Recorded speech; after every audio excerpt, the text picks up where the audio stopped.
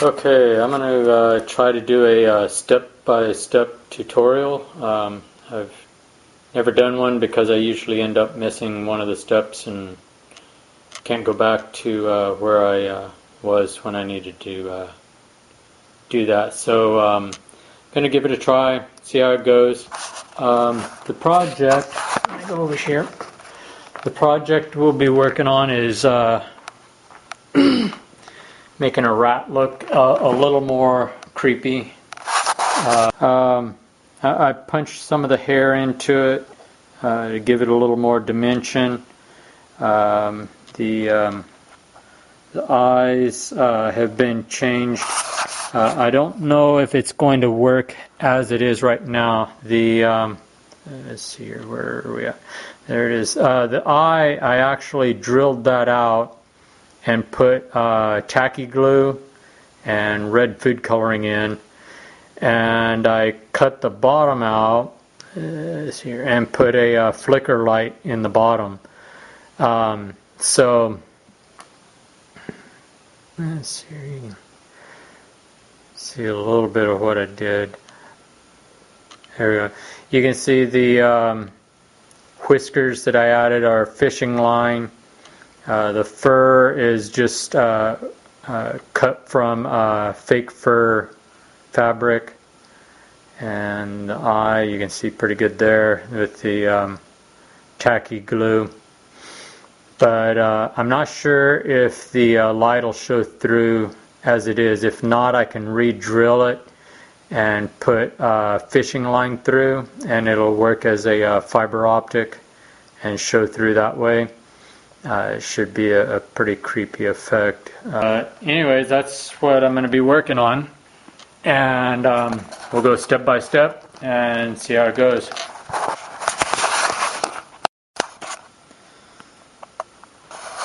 Okay, here is the starting rat. There's the one I just showed.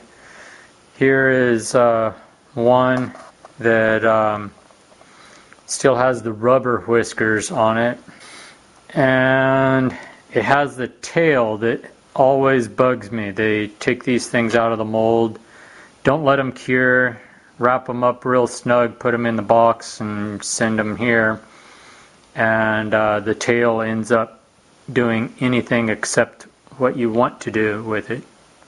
So I'm going to go over a few things on how to fix that. Okay, so here we go.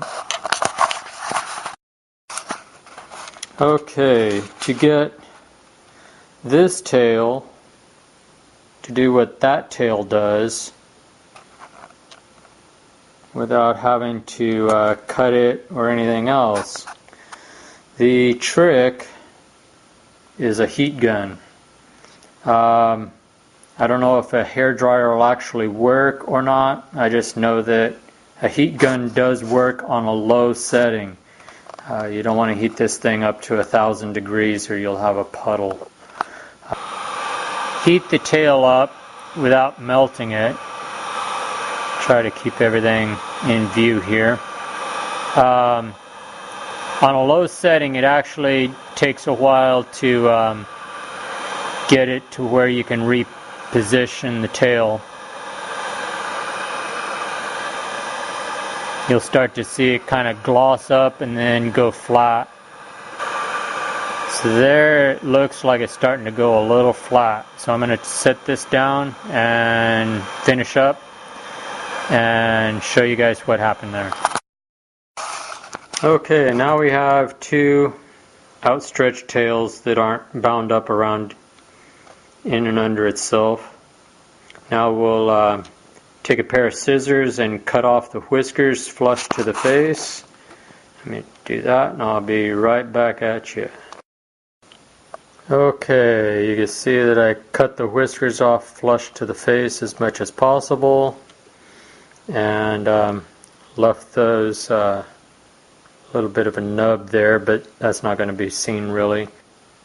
So next step we'll take is pre-drill some small holes for the whiskers, because I found that the front end of these things are very thick with this vinyl or whatever they're made of. It's not a latex. Okay, here's our two little rats. When you're, let's see if I can get this just right. Okay, when you're drilling the eyes out, you want to be able to drill through to where the light shows through, not only facing it, but side to side.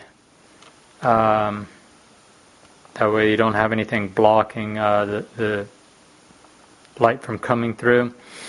And let's see here. Drilled the and cleared out the bottom side so that let's see here. So that a tea light can fit in here and light up and flicker. And there we go. So it has almost a blinking eye effect kind of thing. I need to still do for the whiskers in the nose. Another thing, to cut them, drill them, and everything else. Thus far, not the whiskers. This is too large for the whiskers, but for the eyes and cutting the bottom out of them and everything, I simply got a nail and cut the head off of it and put that into my my Dremel, and then I use that, and just the friction of it burns its way through and everything. And for the eyes, it creates a nice clean opening for that.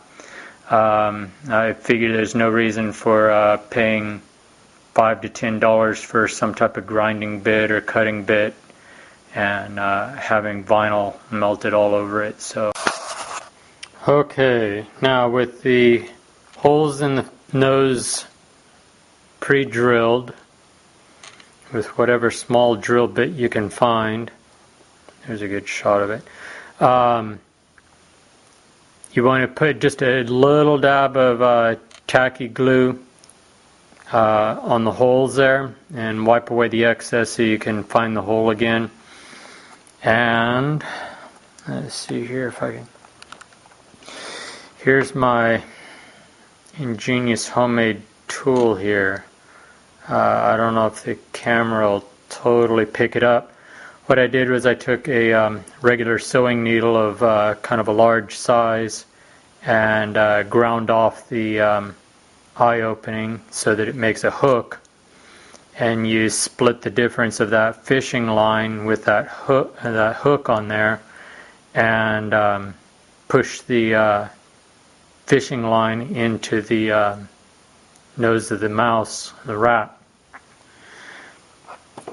And I have it also in my Dremel. I don't use the Dremel to spin it in by any means. It's actually unplugged right now.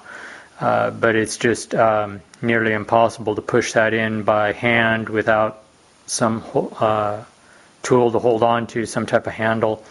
So I put it in my Dremel and use that to push it in, because it takes quite a bit of force. Some of the facial hair we'll be doing also will be kind of difficult to push that needle through, so you'll definitely want some type of handle device, whether it's an X-Acto blade handle or your Dremel or drill or something to push again. This is the fake fur I was talking about. You can buy it at almost any fabric store this time of year. Probably find it online year-round. It's approximately an inch long, maybe a little bit longer, but it's about an inch long hair to that. And same with the whiskers. You take that tool and split the difference on the hair. You kind of get a little bit of the hair and hold it in place with your one finger, and then with your other hand you push the hair into the vinyl of the rat, and it tends to hold pretty good and everything. I'll go ahead and get the some of the hair punched and show you kind of what the start of that looks like, and go from there. Something to just break it up from just being another rubber rat. Get a little bit better focus on it. There you can kind of see a little bit down the back. Kind of break through the disbelief. Hair seems to add a lot. So I might dry brush the tail a little bit with some gray or something to kind of bring that out. And do the eyes, like I said. Let's see if I could get that light. Just a second here. Let's see here. There you can make out the eye flickering. I'll probably leave this one just like that, just so that it's an easy fix. The other one, the red eyes on it, look nice and everything, but they don't flicker like that. I might drill them out just for that. But yeah, cheap, easy. Got the rats at Dollar Tree, $1 each. And the hair I already had, the fishing line I had from other projects. If you want to get real technical, you can actually use the fishing line as monofilament and have the tips of it light up. I didn't want to go to that extreme on this. I've done it in the past though. But yeah, a little bit of detail on a dirty rat.